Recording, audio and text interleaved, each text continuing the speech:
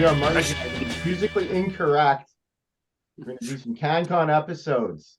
As the only professional in this group that actually knows what CanCons like to work with, Hops is going to do a quick explanation of what CanCon is for people that don't know. Basically what it looked like. So if you're playing a 45, it would say Maple, M-A-P-L. So the M stood for music, A was artist, P was performance. Back in the day, it used to be production, but now it's performance and lyrics. So to be considered Canadian had to be two of the four. So two of those four it was like cut into a pie. You needed two of those to be Canadian content. And all right, my number 3, same band as Jason's got on his shirt there. I do love the song She's a Devil, fantastic, but I'm going with Not Fragile. Yeah. Not Fragile. You know, that's one of the heaviest songs, especially when you think it's like 1974.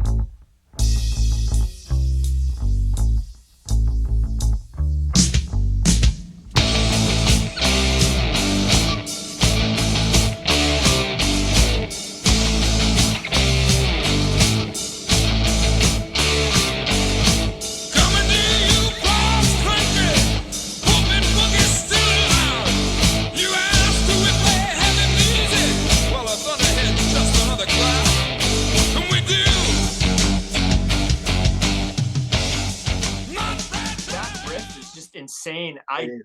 You guys might know more, but has nobody ever covered that song? Because it's so freaking good. Good question. I haven't heard it. I don't know. I've never heard it in Winnipeg. We'd hear about something like that. We know about the Crocus covers, and the Lenny Kravitz covers, but yeah. Hey, you traded Crocus to me for Megadeth. Peace sells, but who's buying? That's right. Yeah. That was a good album. I don't think anybody won that. That's how I bought my first house, Hops. Yeah, really? It was Headhunter. It was a good deal. Yeah. Anyways, it was good okay, too. so my number 3, again, more April Wine love. I'm going from 1975's Stand Back, Ooh What a Night. Oh, wow.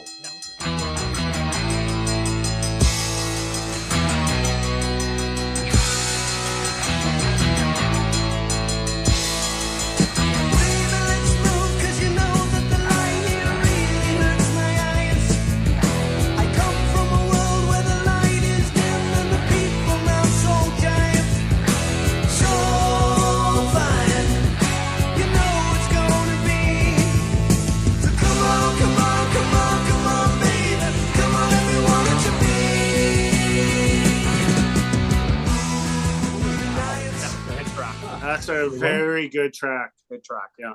Yeah. Frankie Valli-esque at times. So he's making the dance.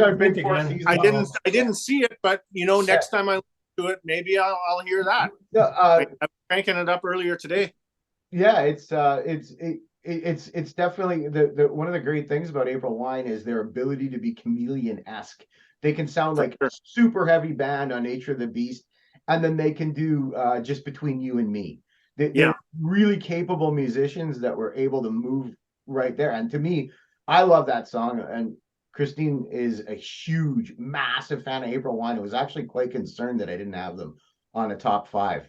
But we'll work through that in our marriage. So yeah, you're going to be on Judge Wapner's divorce court there pretty soon. Jobber, right. JT, what do you got? What do you got? Oh wait, it's me. Yeah. Oh shit! Yeah, I thought I was talking about April Wine. I guess I got it. I've got moving over to the La Belle Provence, and I got Gino Vannelli at People Gotta Move. What song was it? People Gotta Move.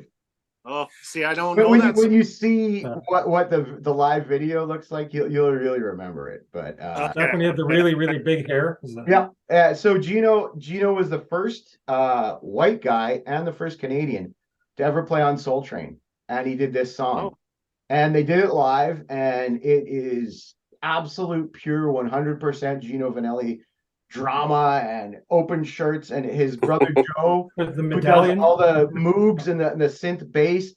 it's just a brilliant, probably my favorite keyboard performance in terms of multi-levels of all time. And Wow. Gino has no fear playing in front of, a crowd that's probably not really heard his music before, and he's Canadian, and he lets it rip, and it's he makes love to the audience.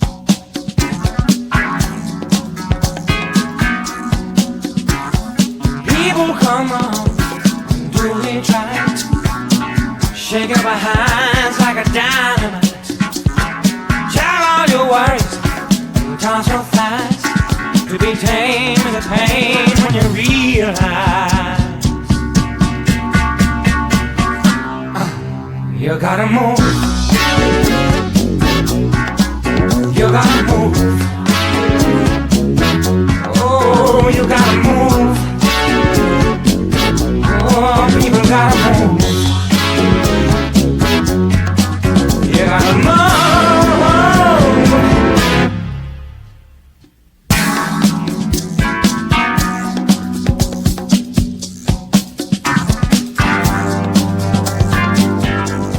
He makes love to the audience. Wow. How can you not when you look like that? So do you, JT. Jobber. April Wine, say hello. So I'm doubling up Right. here. So there's a double, but that's okay. Yeah. These Yeah. weren't pre-planned.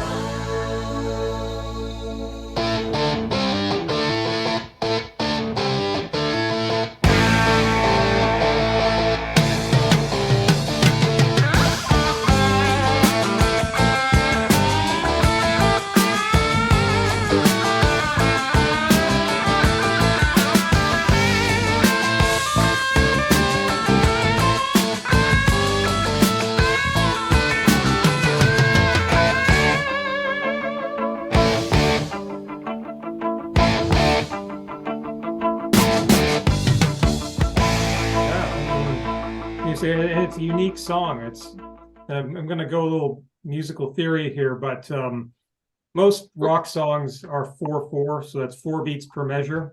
This song is 6 beats per measure. This is why it hiccups in the riff. Yeah.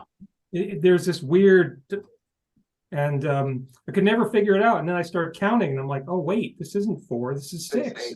Yeah. And it goes back to what JT was saying, that they're just really good musicians to be able to pull that off, because that's not a natural thing to come up with. Yeah, the syncopation, when I first heard it, I think I was probably, 12 years old or that age. And I was kind of half asleep, and it had this dream, like, it's almost like the drums were like pillows coming in. And it pulled everything out. It was syncopated to the point where it was spacey almost. Was it tasty? Tasty and spacey. The guitar riff just before the solo is pretty tasty. Yeah. I don't know how he got that tone. That is just crazy. Yeah. Nice.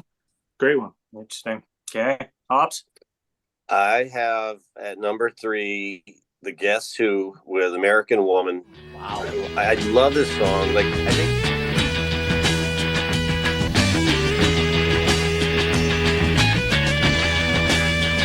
American woman, stay away from me. American woman, mama, let me be. Don't come hanging around my door. I don't want to see your face no more. I got more important things to do than spend my time growing old with you. Now, woman, said stay away. American woman, listen what I say. January 1970, so I'm kind of cutting this one a little early, if you will. But I think it's a great song. A lot of our younger listeners might know Lenny Kravitz for doing this song, and he did a hell of a job with it. Crocus. Or Crocus. What's that? Or Crocus. Crocus. Did they do it? Yeah. I didn't know that. Yeah, they did. That's right. Vice's album, 1982. Yeah. Yeah. Jason wouldn't trade me that album. Just head on it.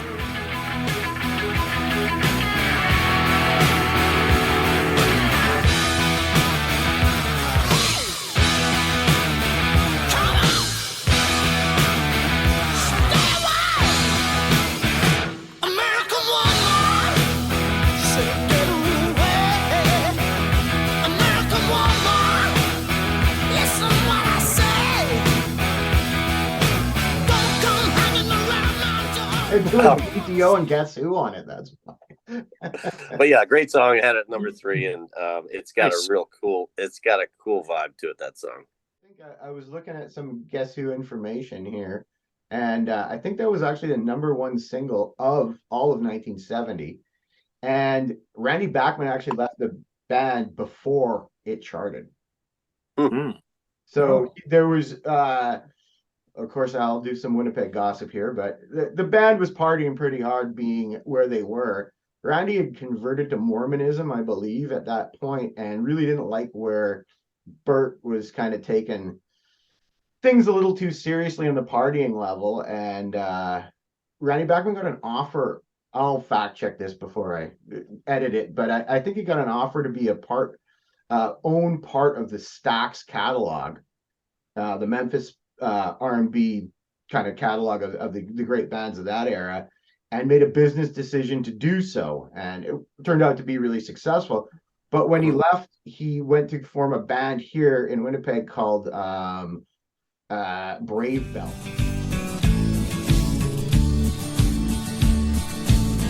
Picking wild strawberries and catching the morning dew. I keep on setting my table for two. Yes, and I keep my eyes open for another glimpse of you, while a voice inside my head keeps on screaming. It says she's gone and she won't be back. You must be a happy man. You lied and treated her bad until she ran. Kind of with the first singer of the Guess Who before Burton Cummings, named Chad Allen. And it was kind of more folky sounding and even a softer version of Crosby, Stills and Nash. And it didn't really work at all. It kind of dropped. And then he kind of went didn't know what to do. And then that's when him and Freddie Turner kind of decided that we should probably do something a little heavier. Good call. Meaning BTO. Yeah. Or a lot heavier. You guys get the feeling that the center of the musical universe is in Winnipeg, and everything just kind of rises and sets there. That's what I feel when JT starts talking. I feel that.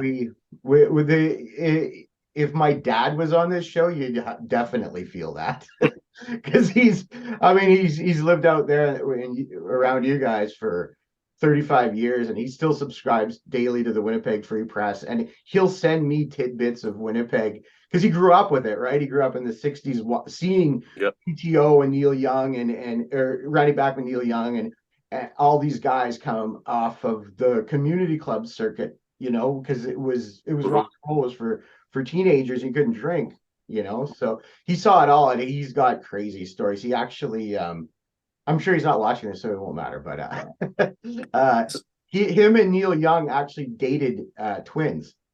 So Neil was, I think, a year or two older than him, or a year older than him. And there were two twins, and they were both very pretty girls. And my dad was dating one, and Neil was dating the other. And my dad had the 65 Chevy car or whatever, and they drove them to 2 dates together where they were double dating. So many huge bands out of Winnipeg. It's amazing. There's it really is. Yeah. Pussy galore.